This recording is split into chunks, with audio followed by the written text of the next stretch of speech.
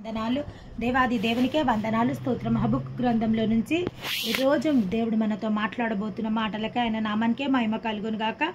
4వ వచనం ద్వారా దేవుడు ఈరోజు మనతో మాట్లాడుతుండు. అయితే నీతిమంతుడు విశ్వాసమూలకముగా బ్రతుకును. దేవుని నామానికి మహిమ కలుగును గాక. ఇక్కడ నీతిమంతుల గురించి దేవుడు మాట్లాడుతుండు. నీతిమంతుడు విశ్వాసమూలకముగా బ్రతుకును. ఎవరు నీతిమంతులు? దేవుడే సెలవిస్తుండు. నీతిమంతులు లేడు, ఒక్కడు లేడు. ప్రతి మనిషి పాపంతోనే ఈ లోకంలోకి వచ్చినారు. ఎందుకు పాపంతో వచ్చిండ్రు? పుట్టినప్పుడు ఏ విధంగా పాపము అంటే ప్రతి ఒక్క బిడ్డ ఈ లోకంకి రావాలి అంటే దేవుడు పెట్టిన నిబంధన. స్త్రీకి పురుషుని పైన వాంఛ కలుగును, పురుషుడు తనని ఏలును అని వాక్యంలో రాయబడి ఉన్నది. ఆ విధంగా ఒక వాంఛ ద్వారా మనం పుట్టిన వాళ్ళము, ఒక కోరిక ద్వారా మనం పుట్టిన వాళ్ళము.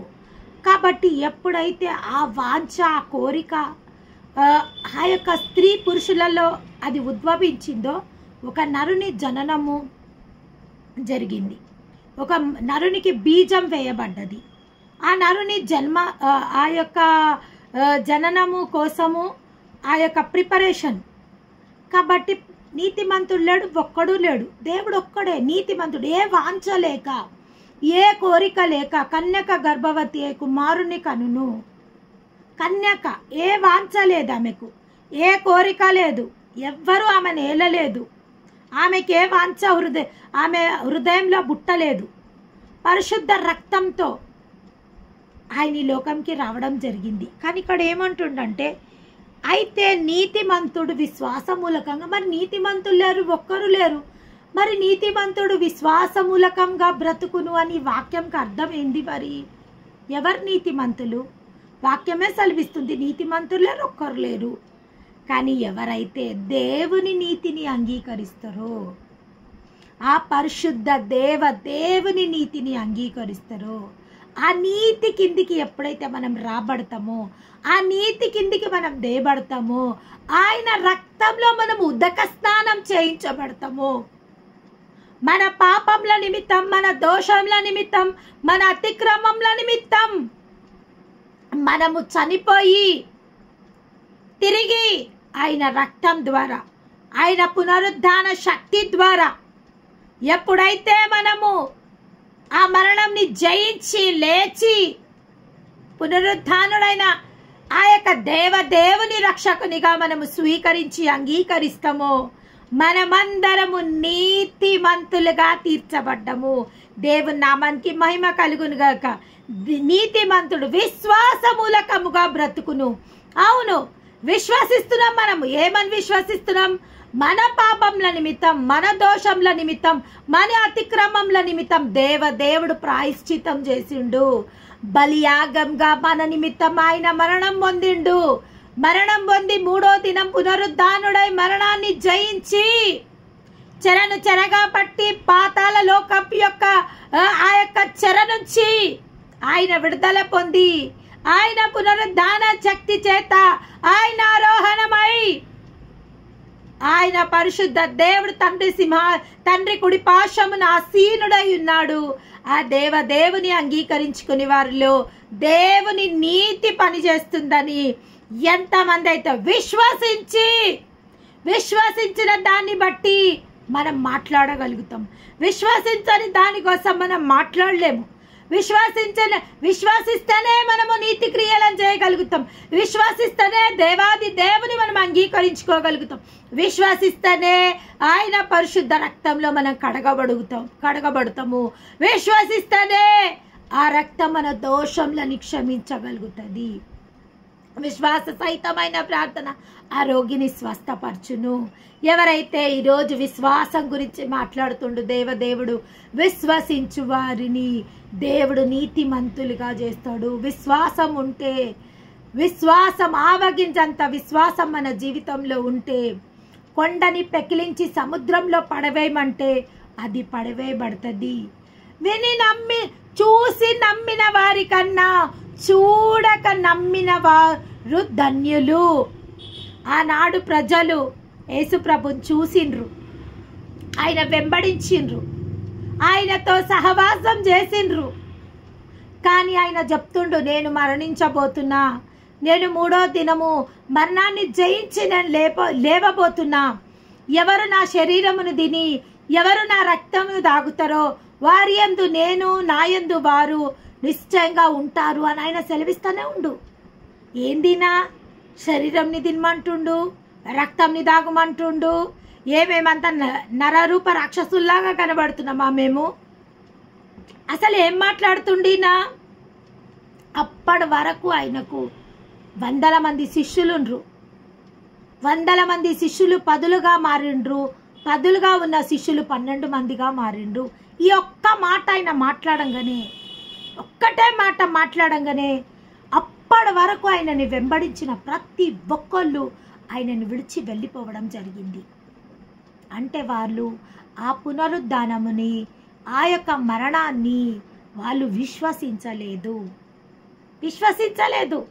ఆయన చేసిన అద్భుతాలు చూసిండ్రు, ఆయన చేసిన ఆశ్చర్యకార్యాలు చూసిండ్రు, ఆయనని వెంబడించిండ్రు, రాత్రి పగలు ఆయన మాటలు విన్నారు. కానీ ఒక మాట ఆయన మాట్లాడంగానే వాళ్ళందరూ ఏమైపోయినరు? ఆయనను విడిచి వెళ్ళిపోవడం జరిగింది. అంటే వాళ్ళలో విశ్వాసం ఎంత మాత్రము లేదు. ఆ 12 మంది మిగిలిపోయినరు. దేవుడు ఒక మాట అన్నాడు, మీరు కూడా వెళ్ళిపోలేదు ఎందుకు? మీరు మాత్రం ఎందుకున్నారు? అందరు వెళ్ళిపోయినరు కదా, మరి మీరు మాత్రం ఎందుకున్నారు? ఎక్కడికి వెళ్ళగలం ప్రభువా మేము మిమ్మల్ని వదిలిపెట్టి? ఇస్కరు యూదా తప్ప. వాళ్ళు అంటుండ్రు, మేము ఎక్కడికి వెళ్ళగలము? మిమ్మల్ని విడిచి మేము ఎక్కడికి వెళ్ళగలం ప్రభువా? నీవే కదా మా జీవ జలపు ఊటవై ఉన్నవు. ఈ ఊటను విడిచి మేము ఎక్కడికి వెళ్ళగలుగుతాము? ఎక్కడికి వెళ్ళలేము మేము. మన దేవుడు జీవ జలపు ఊట అయి ఉన్నాడు. కొన్ని మార్లు మన దేవాది దేవుడు మాట్లాడిన మాటలు మనకు కఠినంగా అనిపిస్తాయి, మన హృదయానికి బాధకరంగా అనిపిస్తాయి. ఎప్పటి వరకు అవి బాధకరంగా అనిపిస్తాయి? ఎప్పటి వరకు అవి కఠినంగా అనిపిస్తాయి? ఎప్పటి వరకు అయితే దేవుడు మాట్లాడుతున్న మాటకు మనకు అర్థం తెలియదో, ఏ ఉద్దేశం ప్రకారం దేవుడు ఆ మాటలు మాట్లాడుతుండో, ఏ కార్యం నిమిత్తం ఆ మాటలు దేవాది దేవుడు మాట్లాడుతుండో మనకు అర్థం కానంత వరకు దేవుని మాటలు ఒక మరుగు మాటల్లాగానే ఉంటాయి. కానీ ఎప్పుడైతే ఆ దేవాది దేవుని మాటలు మనం అర్థం చేసుకోగలుగుతామో, ఆయన ఏ మాట మాట్లాడినా, ఆయన కఠినంగా మాట్లాడినా, సౌమ్యంగా మాట్లాడినా, దీవెనకరంగా మాట్లాడినా, లేదా కోపంగా మాట్లాడినా, ఎప్పుడైతే ఆయనను మనం అర్థం చేసుకోగలుగుతామో, ఆయన మాటలలో ఉన్న మరుగు మాటలు మనకు బయలుపరచబడతాయి. ఇప్పుడు మన పిల్లలు పోయి మట్టిలో ఆడుకుంటుంటారు. మట్టిలో ఆడుకుంటుంటే మనం ఆడొద్దంటాం. ఒక్కసారి పోయి ఆడితే చెప్తాం వద్దు అని, రెండోసారి కూడా మళ్ళీ పోయి ఆడితే మనం వద్దు అని కోపం పడతాం. 3వసారి కూడా వినకపోతే 4వసారి 4 దెబ్బలేసి తీసుకొస్తాం. అంటే 4 దెబ్బలేసి తీసుకొచ్చినంత మాత్రాన మనకు పిల్లల మీద ప్రేమ లేదా? మనకు పిల్లల మీద ప్రేమ ఉంది కాబట్టి ఆ మట్టిలో వాళ్ళు ఆడితే వాళ్ళకి నష్టం జరుగుతుంది, వాళ్ళకి కష్టం వస్తుంది, వాళ్ళకి ఇన్ఫెక్షన్స్ వస్తాయి, వాళ్ళకి ప్రాబ్లమ్స్ వస్తాయి అనేసి ఆ పిల్లలు అర్థం చేసుకొని స్థితిలో ఉండరు. కాబట్టి మనమే వారిని అర్థం చేసుకొని వారిని కొన్నిసార్లు మాటల ద్వారా మాట్లాడి హెచ్చరిక చేయడం జరుగుతుంది, కొన్నిసార్లు దెబ్బలు కూడా వేయడం జరుగుతుంది. అదేవిధంగా మన దేవాది దేవుని మనము అర్థం చేసుకోవాలా. ఆయన మాటలు కొన్ని మార్లు కఠినంగా ఉండొచ్చు, ఆయన కొన్ని మార్లు కఠినంగా మన ఎదురుగా ప్రవర్తిస్తుండొచ్చు. మనం ఎంత ప్రార్థన చేస్తున్నా మన ప్రార్థనలకు జవాబులు రాకపోవచ్చు. మన స్థితి, మన పరిస్థితి ఇంకా ఘోరంగా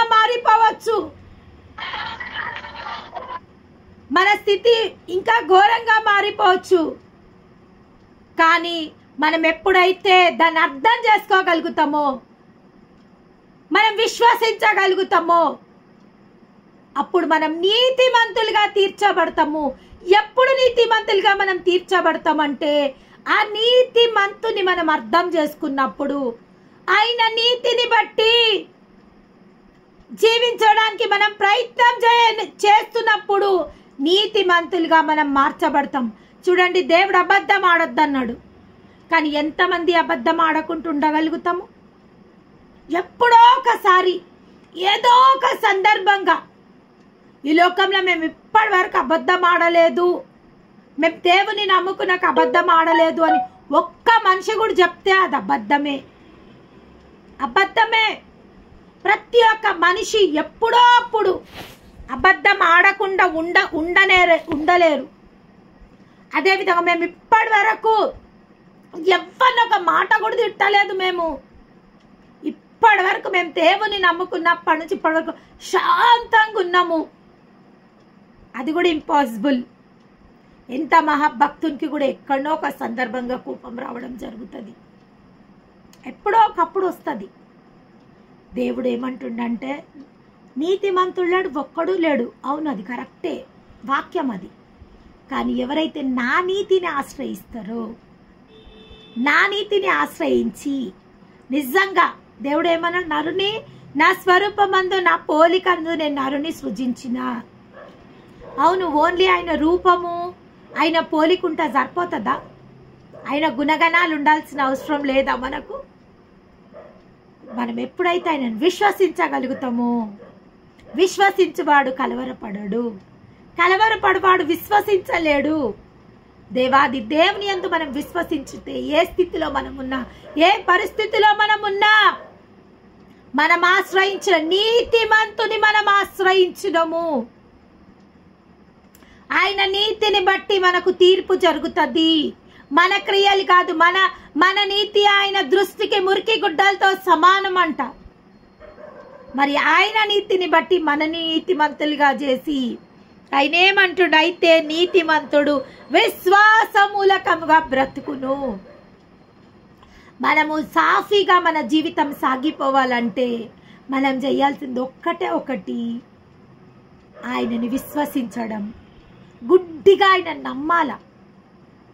నేను ఎప్పుడు చాలా మందికి ఈ మాట చెప్తుంటా, we have to trust the god blindly. గుడ్డిగా దేవుని నమ్మాల మనం. చూడండి, మహాభక్తులందరూ దేవుని ఎట్లా నమ్మిండ్రు? చాలా బ్లైండ్గా నమ్మిండ్రు. బత్సమై దేవుణ్ణి చూసిండా?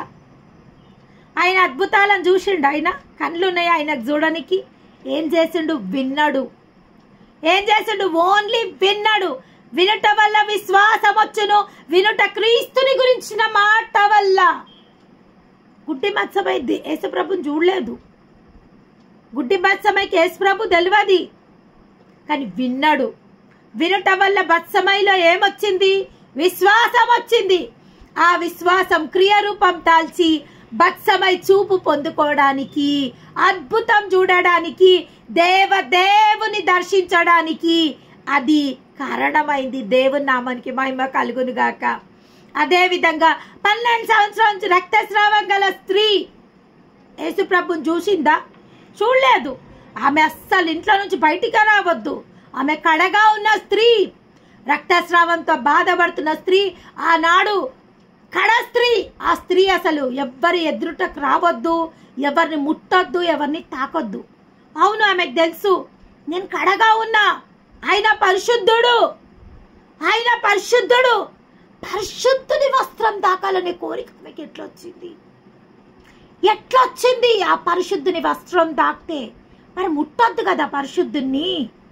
అందుకే తను అనుకుంది, పరిశుద్ధుని నేను ముట్టొద్దు, పరిశుద్ధుని వస్త్రము తాకడానికి కూడా నాకు అర్హత లేదు. అయినా నేను విశ్వసిస్తున్నా, పరిశుద్ధుని తాకడితే కాదు, పరిశుద్ధుని వస్త్రం తాకితేనే నేను అద్భుతం పొందుకుంటా అని నేను విశ్వసిస్తున్నాని తను విశ్వసించింది. అదే విధంగా పరిశుద్ధుని వస్త్రం తాకినప్పుడు తన అద్భుతం చూడగలిగింది. విశ్వసించువాడు కలవరపడడు. అవును, కలవరపడలేదు, ధైర్యంతో వచ్చింది. ఎంత ధైర్యం అంటే అసలు ఆ నిమిషం ఆమె పట్టుబడ్డదంటే రాళ్లతో కొట్టి చంపేస్తుండే ఆమెని. అసలు ఆమె బయటికే రావద్దు. అటువంటిది ఆయన పరిశుద్ధుని వస్త్రచంగు తాకితే ఇంకా అక్కడ ఆ ప్రజలు ఊరుకుంటారు ఆమెని? కానీ విశ్వసించింది, అద్భుతం పొందుకోగలిగింది. విశ్వసిస్తేనే మనం బ్రతుకుతామని ఇక్కడ రాయబడింది స్పష్టంగా. విశ్వాసమూలకంగా బ్రతుకును. మనం విశ్వసిస్తేనే. ఈ దేవుని ఊపిరి మనలో ఉంది.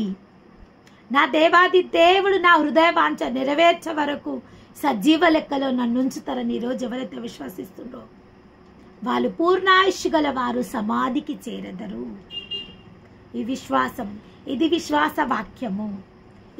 ఇది పరిశుద్ధ గ్రంథము. ఈ పరిశుద్ధ గ్రంథంలో విశ్వాస వాక్యములు ఉన్నాయి.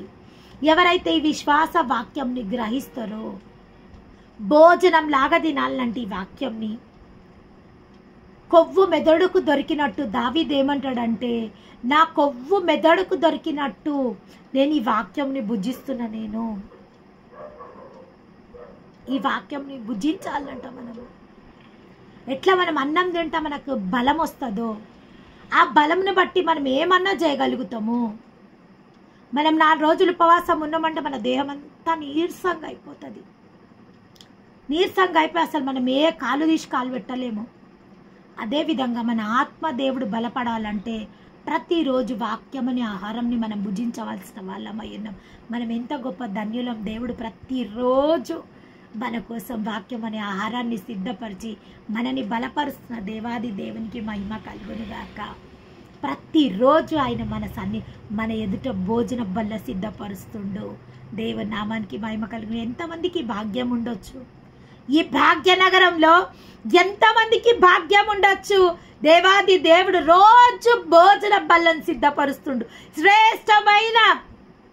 శ్రేష్టమైన పదార్థాలతో దేవుడు మనని నింపుతుండు. ప్రతిరోజు ఆయన బలవంతమైన ఆహారం అంటే మనకు బలంనిచ్చే ఆహారం, మన ఆత్మకు బలంనిచ్చే ఆహారము, మన తలంపులకు బలం ఇచ్చే ఆహారము, మన మనస్సుకు బలం ఇచ్చే ఆహారంని దేవుడు మనకి ఇవ్వడం జరుగుతుంది. ఆయన నామానికి మహిమ కలుగునుగాక. ఈరోజు అదే మాట్లాడుతుండు. నువ్వు విశ్వసించగలుగుతావా? దేవుని మహా అద్భుతాలు చూడగలుగుతావు. నువ్వు విశ్వసిస్తేనే నువ్వు బ్రతకగలుగుతావు. నీతిమంతుడు విశ్వాసమూలకంగా బ్రతుకును. నీతిమంతుడుగా దేవుడు నిన్ను మార్చిండు. కానీ ఆ నీతిని ఎప్పుడైతే నువ్వు విశ్వాసంతో వాడుకుంటావో, వాడుకుంటావో అప్పుడు నిశ్చయంగా నువ్వు దీవింపబడతావు. దీవెనలు నీ తలపై రాగలుగుతాయి.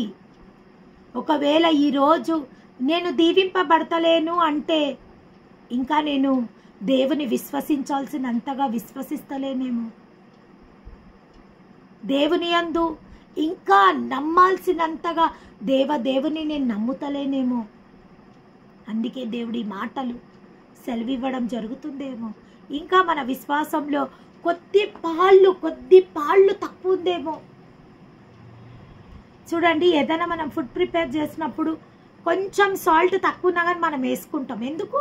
ఏమవుతుంది? కొంచెం ఉప్పు తక్కువ ఉంటే ఏమవుతుంది? ఎంత వండుతాం. స్త్రీలకు మనకున్న అలవాటు ఒకటి, చాలా మందికి ఉన్న అలవాటు ఏంది? వంట చేస్తారు, చేసినాక ఒకసారి టేస్ట్ చేస్తారు. ఉప్పు సరిగ్గుందా, కారం సరిగ్గుందా లేదా అని చూసేదానికన్నా ఉప్పు సరిగ్గుందా అని చూసేటోళ్ళు చాలామంది. నేనైతే చూస్తా ఖచ్చితంగా. ఎందుకు అంటే మా హస్బెండ్ తక్కువన్నా తింటాడు, ఎక్కువన్నా తింటాడు. ఆయన వల్ల నాకు ఏం ప్రాబ్లం లేదు. కానీ నాకు కొంచెం తక్కువన్నా నేను తినలేను ఉప్పు. చాలాసార్లు నేను ఉప్పు వేయాలంటే వద్దులే సరిపోతుందిలే ఉండనిలే అంటాడు.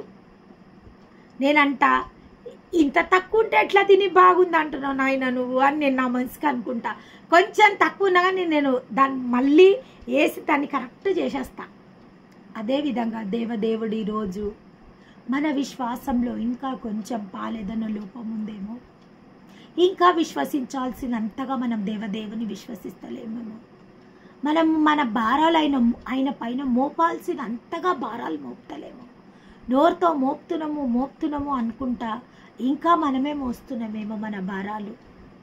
ఈరోజు దేవుడు మనతో సూటిగా స్పష్టంగా మాట్లాడుతుండు.